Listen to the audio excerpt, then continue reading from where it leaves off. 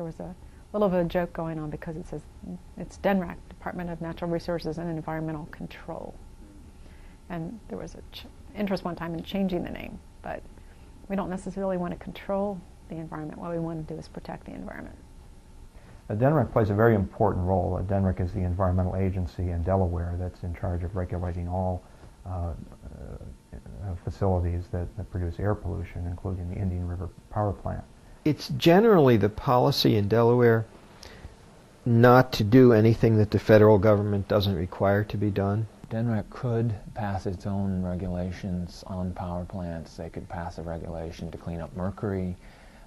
That's something that they definitely should do. You know, this power plant essentially operates with no mercury controls at all. And here you have hospitals or hospital incinerators that would have to operate with a lot more stringent criteria than what this power plant. The state of Delaware has that ability and the authority to impose those additional controls. To date, the environmental agency has not aggressively used that authority, and neither has the legislature passed additional laws that would force Indian River to modernize its pollution control technology. Well, what you're looking at is a state government who is fairly protective of the industries in the state. And we all need the jobs, but we all need a healthy environment with which to work and grow our families and to work in those jobs. You know, they traditionally, in my opinion, have tended to side too much with industry in this state, where they tend to, you know, kind of look the other way sometimes when it comes to industry and, you know, pollution. They also do monitoring for the state, where they have locations across the state where they monitor for like sulfur dioxide, nitrogen oxides, mercury, etc. And they actually could do a lot better job in that area. The monitoring for sulfur oxides in the immediate vicinity of the power plant was discontinued. So here you have the largest single source of sulfur dioxide in the entire state, and they don't monitor at all in Sussex County. The monitoring stations that have been discontinued were discontinued because we are in attainment for that criteria pollutant.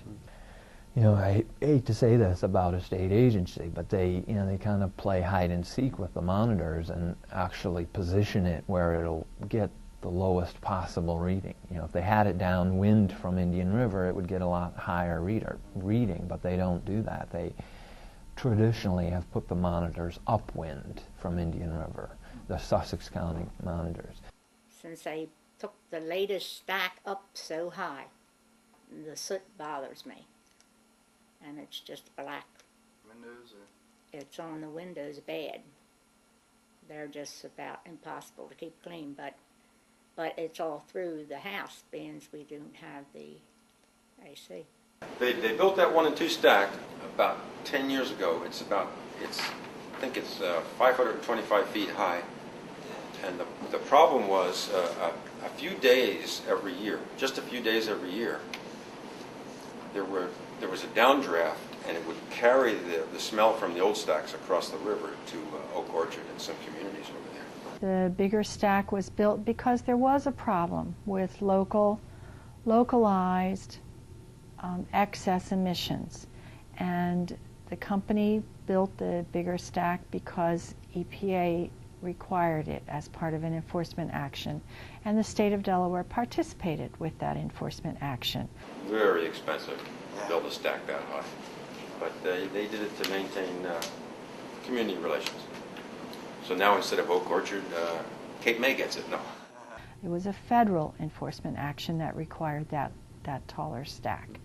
And then the monitoring station was also required as part of that enforcement action to be certain that the solution of the taller stack did solve the problem. There's an old environmental line that dilution is not the solution to pollution. But really what they're doing is when you discharge the gases 500 feet in the air, it is kind of spreading out more in the air and diluting before it gets down to the ground. Now I understand that DNRAC does have real-time capability just to walk in to check, and there are recording, calibrators that will tell them exactly what's happening. Yeah. State monitors. Matter of fact, every stack has what they call opacity monitors, and they have CEMs. That's a continuous emission monitor. They have electrostatic precipitators on their units. They have to monitor their nitrogen oxide emissions. They need to monitor their sulfur oxide emissions. All these things get registered on computers. The state can show up anytime, day or night, and they have to be able to look at that computer and see any minute what was going up the stack. If they showed up and somebody said, well, I'm sorry, that got deleted or something, we're going to get a fine. Automatically. Doesn't matter. Even if the unit was off, we're going to get fined for it. As a matter of fact, a lot of times during the summertime, even like when Ocean City is screaming for power and they need every megawatt they can get, if the stacks start to smoke and put out black smoke, our control room operators, and they've done it, have standing orders. If your stack starts to smoke, start dropping load until you can get the smoke under control and below the limits. And we lose a lot of money that way, but you can't be sending black smoke out the stack. You just can't do it. People can find out what's happening, but what's missing is the high-tech pollution control devices, which just aren't there. There are some pollution control devices in those smokestacks and down in the burners, but not as good as what could be there. Every once in a while, they resurrect the idea that they might want to put,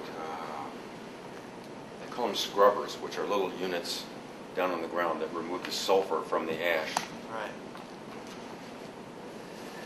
Generally, they don't really work too well, and they're a major pain to deal with because basically you're removing sulfuric acid out of this ash. So imagine how corrosive that stuff is, and you're constantly rebuilding your scrubbers.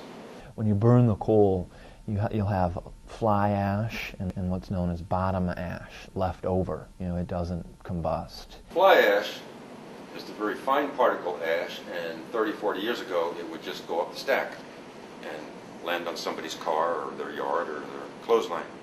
And in the fly ash, you have all kinds of heavy metals like mercury, arsenic, lead, radionuclides, all kinds of really nasty stuff.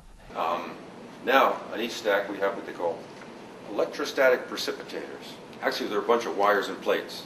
Now, the plates have a very high positive charge. We're up into the thousands of volts.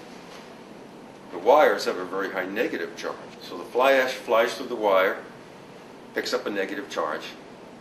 Being negative, it's attracted to the plates. Right. Up on top of the precip, you have these hammers. Actually, they're called wrappers because that's what they do. They wrap all the time. They wrap on a place and knock the fly ash down to the bottom of the precipitator, and pneumatically it's sent out back, and we collect the fly ash, and either we landfill it or we sell it. By the time the construction was done on Unit 4, they had spent $9 million getting that precip built. Catching the dust before it goes up the stack is an expensive proposition. So DNREC could pass a mercury regulation. They could pass regulations to clean up the power plants, and public pressure can play a part in making sure that gets done. The Delaware Department of the Environment is responsive to public pressure and to political pressure. And so when enough people and citizens object to the way that an agency is proceeding, the people in charge of that agency will start to listen when there's enough noise or fuss made about a particular subject.